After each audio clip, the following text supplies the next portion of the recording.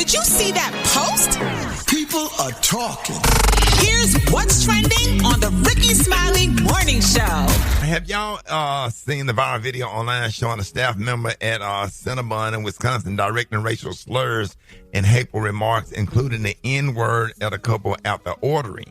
Well, if you haven't, the employee, a white woman named Crystal Wisely, also admitted on camera to being racist. She made derogatory statements about the woman's hijab and used all kinds of crazy gestures during the outburst. The confrontation with the Somali couple allegedly began when they asked for caramel on a cinnamon roll, and the employee responded with slurs and harassment. Here's how that interaction went down. Are you recording? I'm gonna record you. Yes. Do you want me to throw water on you? I am racist. Idiot, for And real. you are You are an idiot. No, I I'm am not. racist, and I'll say that to the whole entire world. Don't be disrespectful. You ruined your life, by the way. Oh, you talk about respect? You are fired from this place, mother. You're not gonna be working here. Suck it. Suck what? What's wrong with you? What's wrong with you, you ugly Get the out of my Ugly? face. Talking about ugliness? Did I stutter? You Face we're not? for No, what? we're not. No, we're not. Because you know damn well you're a Respect. evil Respect. Keep squeezing that caramel. Get the out of here. I gave her what she squeezing that came for, catnip. though. Exactly. Yeah, squeeze that caramel. She said she was going to throw water on her, y'all, because she thought they were witches. Like, what? They don't do that to black. I wish they would try Right? it on. Man, listen. So once this video... on Wilhelmina. Okay, Yeah, once they the tried video it. went viral, Cinnabon franchise owner stepped in and fired that employee immediately and said that behavior was unacceptable and doesn't reflect the company's values. Now, a fundraising campaign was started to support the Somali couple. I was looking to see about how much it's gotten, a little over $5,000 last time I looked. And a separate fundraising effort emerged on behalf of the fired employee. Guess how much it's raised? The racist. Guess how much the raised? $130. $130,000 for the racist woman. Wow. Yeah, I'm not shocked. Crazy. Trump's America. Yeah, I'm not shocked. And then the Somali couple probably voted for Trump. You know what? You never know. I'm not saying it's right what they did, but the whole Somali community made a stance and they voted for Trump. That's how Trump won Minnesota. And all the Latino community voted for Trump. And that's why ICE out here terrorizing them now. You better say that. You know what I'm saying? And it's like, it's almost like we talking about the Karens and how they affect us. But we ain't getting involved in that stuff. And you heard Trump said what he said. Now he said, I want them out of here. He said, I think their country is trash. And he said a whole lot of racist been stuff. saying it. And been saying it. And the problem ain't Trump. Everybody looking at Donald Trump. The problem ain't Trump. The problem is the racist, white, supremacist Christians that voted for Trump. The ones that's filled, the parking lots are filled every Sunday at some mega church, all churches all over the country. And those are the ones that support the Ku Klux Klan agenda. But you know what else? Period. It's also the people of color who voted for Trump because you thought, because you're not black, he likes you. You thought you're not a black person. Maybe he's just racist against black people. The problem is they be immigrants and they come to the United States and they think that they better than black people. Oh, they buy into it. They buy into and it. They They're don't, gonna find out. And they don't like black people. They don't. I done experienced it myself. I done been talked crazy to by other ethnicities that was not white or black or whatever, and being very condescending and dismissive and all of that kind of stuff. They come in thinking, and they line up with white people or Republicans or racists or whatever, and think that they part of them. And then Trump, oh man, snatched the rug out from up under them. Yeah. Sure did. It's true. He sure did. What do you think, Special K? Yeah, it's like the Cubans in Miami and in South Florida. They always identify with the Republicans, and then the Republicans screw them over, and then all these people look for us to come to their side when they get into situations like this. Right. And then they want to be down with us. Right. But prior to this, like you said, we're not black. We're not black. We're not black. None of the stuff in these videos don't shock me at all. This stuff is, even when President Obama and Joe Biden was president or whatever, they just didn't speak out as much. But now that Trump is in office, they feel emboldened. They feel like whatever they do, whatever crimes they commit, they're going to get pardoned out of jail, just like the insurrectionists, the January the 6th insurrectionists.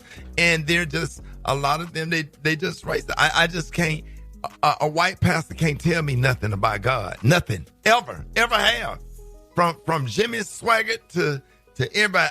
My grandparents used to listen to them, but I wouldn't pay them no attention because I knew that they was racist to the core.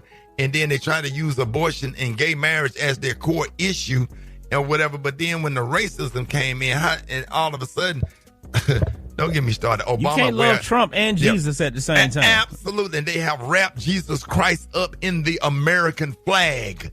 You done mixed up. You got Donald Trump got his own Bible out now with his signature on it. How blasphemous is that? And all these white pastors, they preach everything. They preach about every single sin except for segregation, except for racism. All of it. I'm not lying about this. I've been a member of the NAACP since I joined the church at 8 years old. The pictures on our wall was Dr. King and Malcolm X. I participated in some marches and protests when I was a kid. I've always been like that. You know what I'm saying? I just believe in Dr. King's theology. And I tell you what, I'm gonna play the clip that Bishop Paul Morton said, what he said to all of the white pastors in the division in the Church of God in Christ, and the full gospel, the division at the Baptist convention between white Baptists and black Baptists. Nobody articulated and explained it better than Pastor Haynes and Bishop Paul Morton. Man, don't get me started on this radio today, because I'll go off, because when I tell you I despise racists, I despise them.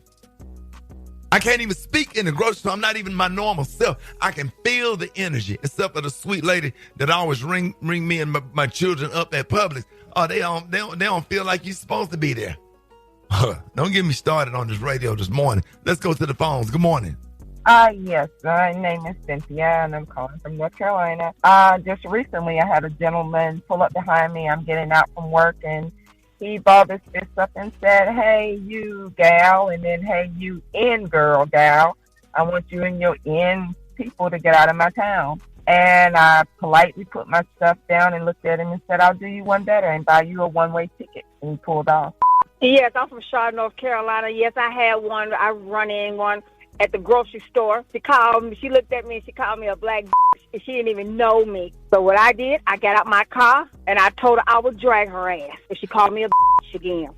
My name is Secret. I'm from Augusta, and yes, I have run into a racist Karen, and this is what I did. They asked me, why do I always color my hair blonde? I told them the same reason why you lay out in the sun to try to get dark like me. Tamala Lawrence from Cincinnati, Ohio. I was in Gatlinburg, Tennessee. A little girl kept following me. Finally, I said, "Can I help you?" The little girl said, "Yes." "Are you brown?" I said, "Yeah." She said, "All brown people are mean." I said, "That's not true." She was like, "Why? Because you got Jesus in your heart?"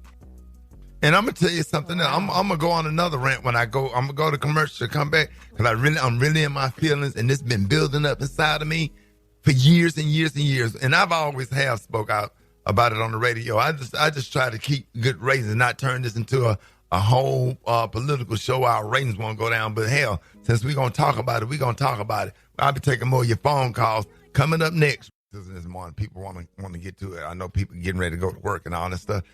You know, Karens ain't just started. We of course we all know that. I'm glad that somebody branded the level of racism and called them Karens. They call them Kens also. Had one. I'll never forget my 5th grade teacher, Tommy Evans. God rest his soul. I'll never forget Tommy Evans. And we were standing in line, right T going to the water fountain, and this white kid named Jeffrey Frederick. I'll never forget it. And he said, "Not only are you your dad's a dead one." Oh my gosh. Oh yeah. It was North Roebuck Elementary School, right there on Red Lane Road. And he said, "What are you gonna do?" I said, "Step out the line." Man, when I tell you I stepped out the line, my boy DeAndre Ransall, I'll never forget DeAndre. DeAndre was like getting Rick, because DeAndre had took his jacket off. He was going to whoop his ass too, because he didn't appreciate it. And then, crazy thing about it, me and DeAndre used to get in fights, but he wasn't playing about that though. And Rossi, I gave him that work so bad.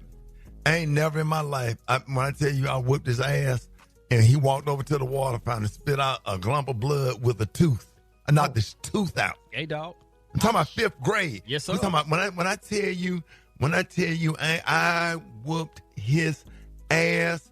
And let me tell you what Mr. Evans did. Instead of breaking up the fight, I knew what he was doing. Even as a 5th grader, he telling everybody else in the class, get back in line. He trying to get them back, pretending to get them back to give me time to whoop his ass, because Mr. Evans had heard what he said. Then Mr. Evans took me to the principal office and sat there with Mr. McGeehan and told him not only did he call him the N-word, he said that his deceased father was a dead one.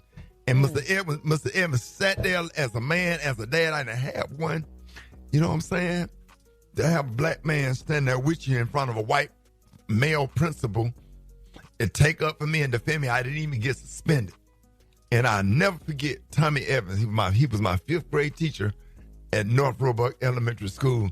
And I will always appreciate that. Racism was so bad. I used to get called the N-word all the time. All the time.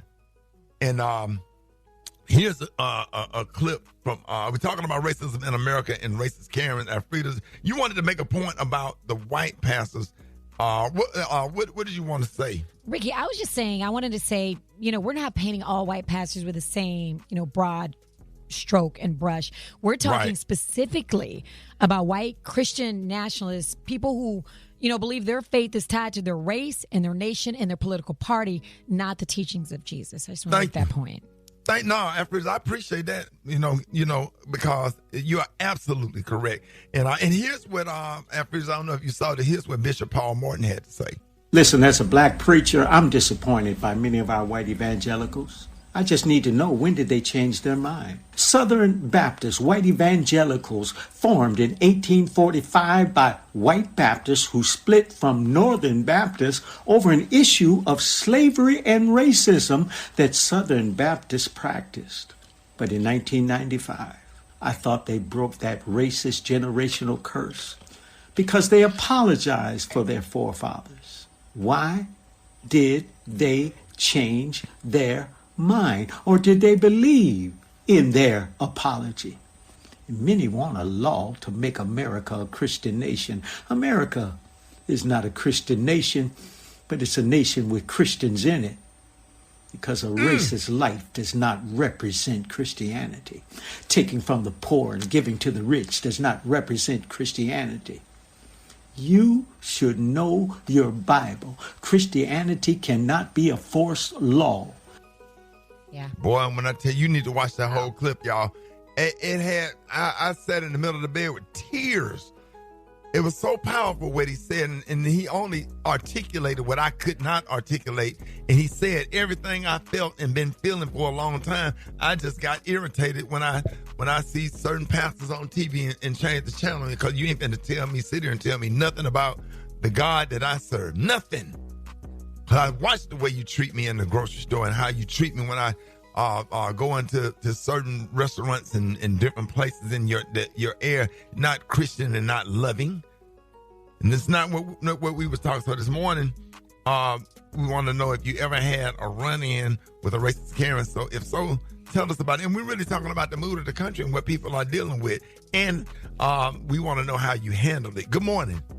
My name is Cassandra. I'm calling from Henderson, North Carolina, and I had an incident with a Karen where my child was outside. She was hitting this tree with a stick, and the lady called the cops on her because she was disturbing nature. I let her call the cops. The cops, was very nice, and they gave my child a bag of chips. My name is Nicole, and I'm calling from Oklahoma.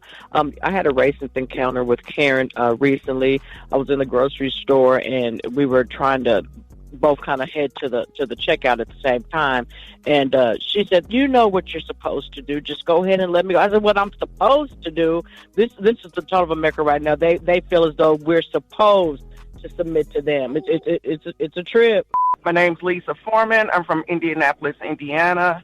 Not only was it a Karen racism, I used to work in the town of Covington, Indiana, and the entire town came for me. They posted my name, they posted my face, and not only that, the company that I was working for eventually fired me, and they found no fault in me. I'm suing the pants off of that company. Hi, my name is Gina, and I'm calling from Greenville, South Carolina. I was in Tennessee, and I'm a white lady, but my hair is very curly. And the lady asked me where I got my perm, and I told her that my hair was naturally curly. So she said, "Oh, well, you're an N then, aren't you?" Because my hair was curly. Oh yeah, it's crazy out here, man. Y'all, are we doing more phone calls, Dave? Hey, hit us up if you were not able to get through. But I'm gonna tell everybody something real quick. Pull out your Meta glasses, record them. Yeah. Use your Meta glasses. Everybody got a pair of Meta glasses. Use your Meta glasses and take your other phone and call the police if you're being harassed. All right, y'all. More Rickey Smiley Morning Show coming up.